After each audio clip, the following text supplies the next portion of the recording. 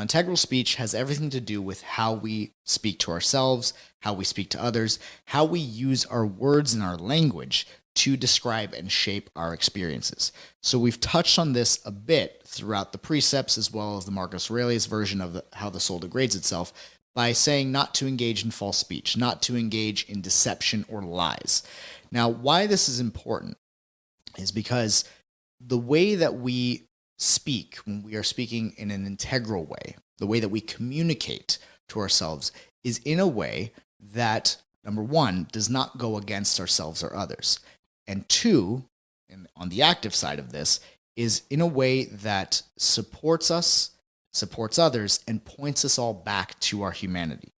So where I learned this originally, when I learned this idea of speaking in this way, speaking in an integral way, was when I read the book The Four Agreements by Don Miguel Ruiz. And in that book, he talked about the four agreements, and the first agreement being to be impeccable with your word.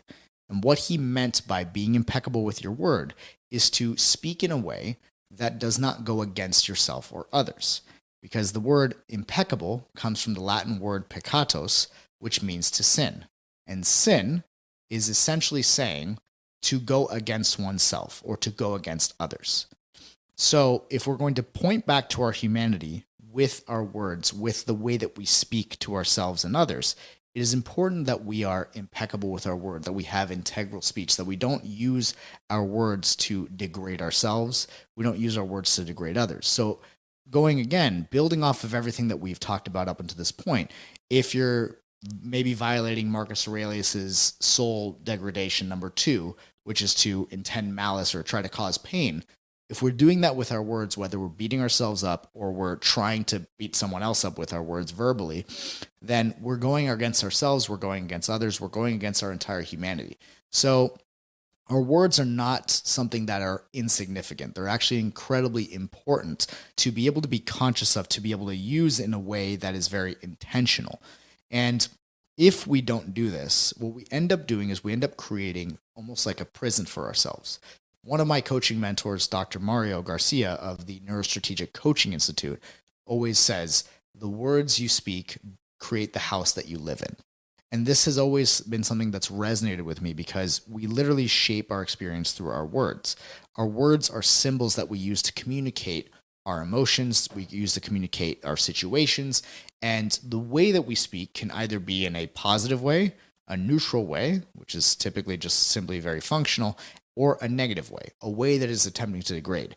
And if we get too caught in speaking negatively, then what we're going to do is we're going to create ourselves a prison within our own minds that is constantly going to feel like we're beating ourselves up. So we want to be very intentional with the way that we speak. Now, when I teach this, I like to really get very granular with it. And while it seems like it might be very tedious at times, this way of speaking is fundamental when it comes to making changes in our lives. So one thing that I always talk about with my clients is that people will come in and start working with me and they'll say things like, I want to have a better relationship. I want more money. I need to do these tasks. I need to be more productive. I need to stop procrastinating. I should, pick up after myself instead of just allow my house to become a mess. I should work out. I should work on my book or my business. All these words, I want, I need, I should, all of these words are expressing not doing any of these things. All these words are expressing an intention to fail at these things. When we say I want something, what we're expressing is not having. We're expressing a sense of lack. When we say I need to do something, we're acknowledging the importance of something, but we're also simultaneously in some ways saying that we're not going to actually do it. If we say I should do something, once again, we can acknowledge that other people think that this is a good idea, but I really don't. And so therefore I'm not going to do it. Seems a bit harsh to look at our words in this way, but the point is that when we speak in this way, we condition ourselves to not following through on our word.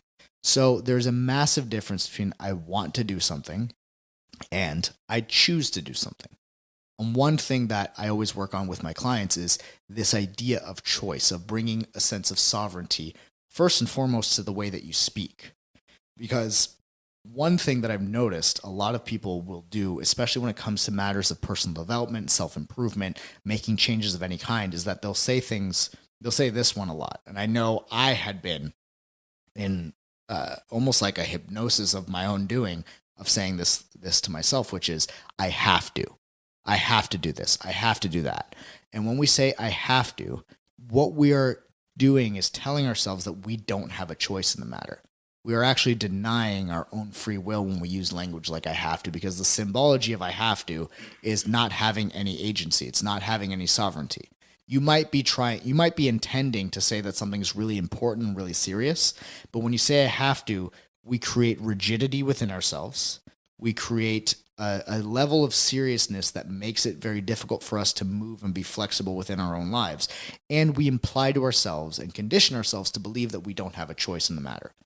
But instead, when we say things like I choose to or I will, this language allows us to be impeccable with our word. It allows us to have an integral sense of speech, because by saying I choose to, we are acknowledging our free will, we are acknowledging our own agency, and we are being intentional about what we're discussing, about what we're talking about.